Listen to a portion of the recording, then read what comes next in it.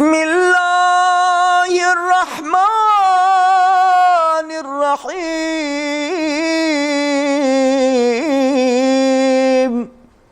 اللہم اجعلنی فیہ من المستغفرین واجعلنی فیہ من عبادك الصالحين القانتين واجعلني فيها من أوليائك المقربين برأفتك يا أرحم الراحمين. بسم اللہ الرحمن الرحیم الحمد لأہلہ والصلاة علی اہلہا. ماہ مبارک رمضان کے 5ویں دن کی دعا. بسم اللہ الرحمن الرحیم. اللہم اجعل فیہ من المستغفرین واجعلنی فیہ من عبادک الصالحین القانتین واجعلنی فیہ من اولیائک المقربین برأفتک یا ارحم الراحمین. اس دعا میں سب سے پہلے دعا کے ابتدائی میں استغفار کا ذکر آیا.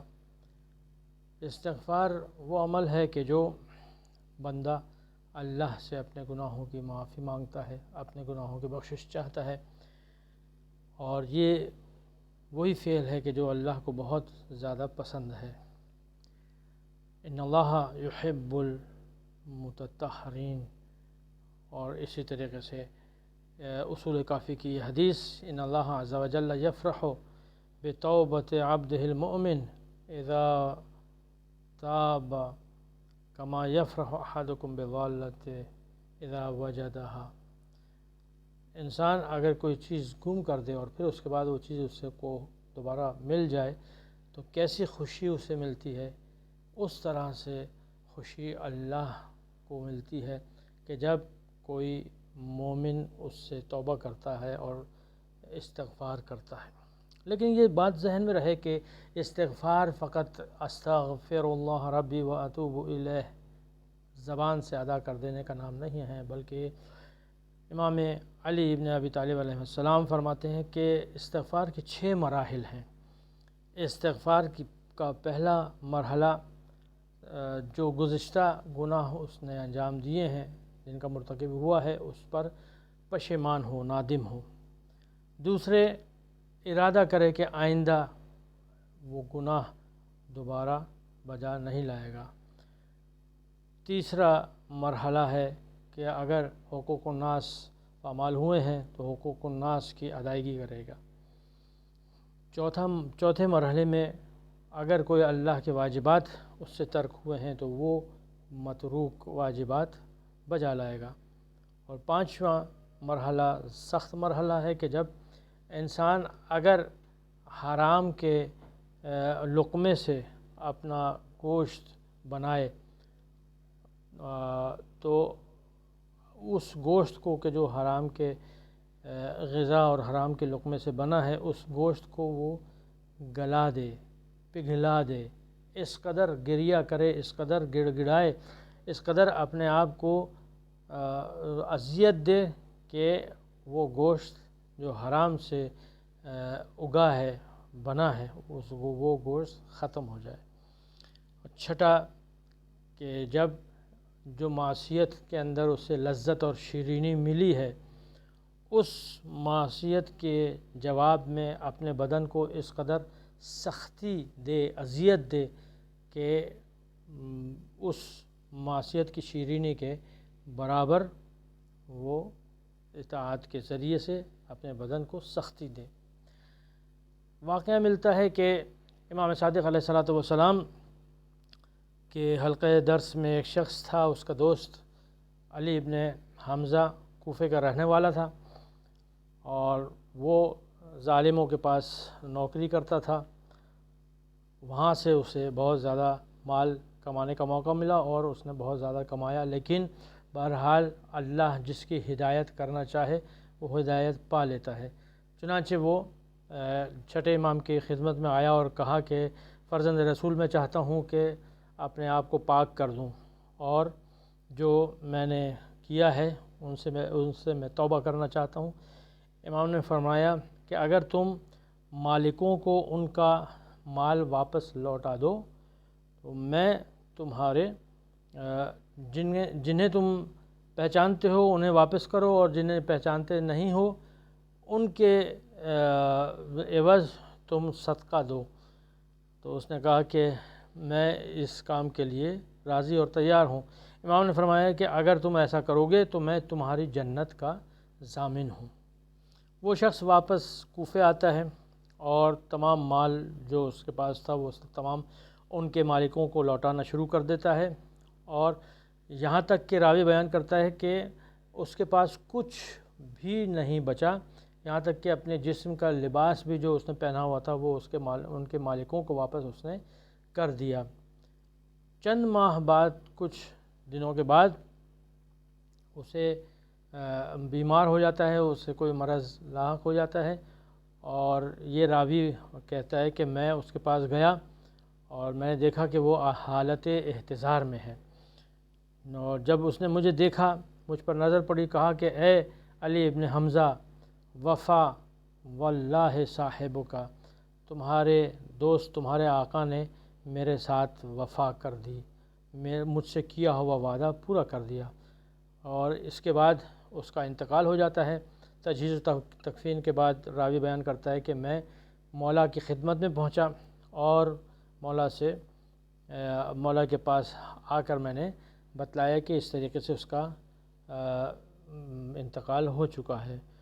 تو راوی بیان کرتا ہے کہ میں نے دیکھا کہ مولا نے کہا کہ یا علی، وفینا لصاحبک، ہم نے تمہارے دوست سے وعدہ وفا کر دیا۔ اور اس کے بعد راوی بیان کرتا ہے کہ میں نے کہا کہ آپ پر میرے ماں باپ فدا، میں نے جس وقت اس کی جان نکل رہی تھی میں اس کے سرہانے موجود تھا، اس نے یہی بات مجھے کہی کہ آپ نے اس سے کیا ہوا وعدہ پورا کر دیا۔ یہ چیز ذہن میں رہے کہ توبہ انسان کو جب بھی پہلی فرصت ہو توبہ کرنے کی توبہ کر لے، کبھی توبہ کو ملتوی نہ کرے، مؤخر نہ کرے، اس لیے کہ اللہ کے رسول صلی اللہ علیہ وآلہ وسلم فرماتے ہیں لا تؤخر التوبہ فإن الموت یأتی بغتۃ، توبہ کو کبھی بھی کینسل مت کرو، ملتوی مت کرو، مت ٹالو۔ اگر تمہیں توفیق ہو گئی ہے، توبہ تک تمہارا خیال آ گیا ہے، ارادہ ہو گیا ہے، تو فوراً اس کو بجا لاؤ۔ کیوں؟ فإن الموت، اس لیے کہ موت یأتی بغتۃ، موت ایک دم یکایک اور بغیر کسی خبر کے موت آ لے گی۔ تو اس لیے اپنے آپ کو بچانے کے لیے موت سے پہلے توبہ کرنے کے لیے انسان کو چاہیے کہ وہ جب بھی اسے موقع ملے فوراً توبہ انجام دے۔ اگلا جملہ جو معصوم نے فرمایا کہ وَاجْعَلْنِي فِيهِ مِنْ عِبَادِكَ الصَّالِحِينَ الْقَانِتِينَ، پروردگارہ مجھے آج کے دن اپنے نیک بندوں اور قانتین بندوں میں، قانت جو ہے وہ قنوت سے آیا ہے، یعنی دائماً عبادت اور توجہ اللہ کی طرف رکھنے والے کو قانت کہتے ہیں۔ تو تفسیر مجموع البیان میں ہے کہ نماز، قیام، دعا وغیرہ ان تمام چیزوں پر انسان مسلسل کاربند رہے تو اسے قانت کہتے ہیں۔ جناب ابراہیم کے سلسلے میں ملتا ہے کہ جناب ابراہیم کی توجہ اللہ کی طرف اس قدر تھی کہ جو بھی وہ مانگتے تھے وہ صرف اللہ سے مانگتے تھے، اور یہ ان کی دو صفتیں جن کی وجہ سے انہیں خلیل بنایا گیا، ان میں سے ایک یہی صفت ہے کہ ہمیشہ وہ اللہ ہی سے مانگتے تھے، اللہ کے علاوہ کسی سے کوئی سوال نہیں کرتے تھے۔ چنانچہ جس وقت منجنیق سے نار نمرود کے اندر انہیں پھینکا جا رہا تھا اور وہ ہوا میں تھے، جناب جبرائیل آئے، کہا کہ ابراہیم کیا تمہیں کوئی حاجت ہے، کیا تمہارا کوئی سوال ہے، کیا تمہاری کوئی آرزو ہے؟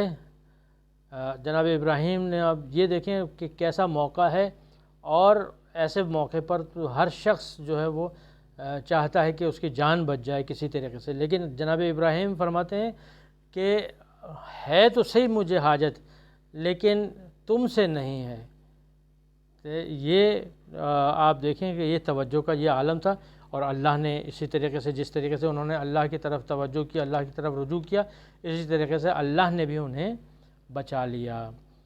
وَجَعَلْنِي مِنْ أَوْلِيَائِكَ الْمُقَرَّبِينَ بِرَأْفَتِكَ يَا أَرْحَمَ الرَّاحِمِينَ۔ آخری جملہ اس دعا کا فرماتے ہیں کہ اے پروردگار، مجھے اولیاء وہ اپنے دوست کے جو تیرے قریب ترین دوست ہیں، مقرب دوست ہیں، ان میں مجھے قرار دے اپنے رحم اور رأفت کی وجہ سے کہ تو رحیم ہے، رؤوف ہے، یا ارحم الراحمین۔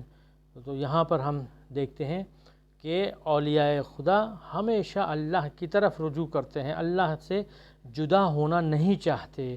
چنانچہ امام علی علیہ السلام دعائے کمیل میں فرماتے ہیں کہ صبرت علی عذابک فکیف اصبر علی فراقک۔ اے پروردگار، میں تیرے عذاب پر، تو یعنی اللہ کا عذاب کس قدر شدید ہے، اس کے باوجود فرماتے ہیں کہ میں تیرے عذاب پر صبر کر سکتا ہوں، لیکن تیرے فراق پر میں صبر نہیں کر سکتا۔ یہ اولیاء الہی کا وتیرہ رہا ہے۔ پروردگارہ، تیری بارگاہ میں ہم دست بدعا ہیں کہ ان تمام معصوم کے جو یہ اقوال ہیں، دعائیں ہیں، ان کو ہمارے اور تمام مومنین و مومنات کے حق میں قبول فرما۔ الہی آمین۔ اللہم صلی علی محمد و آل محمد وعجل فرجہم۔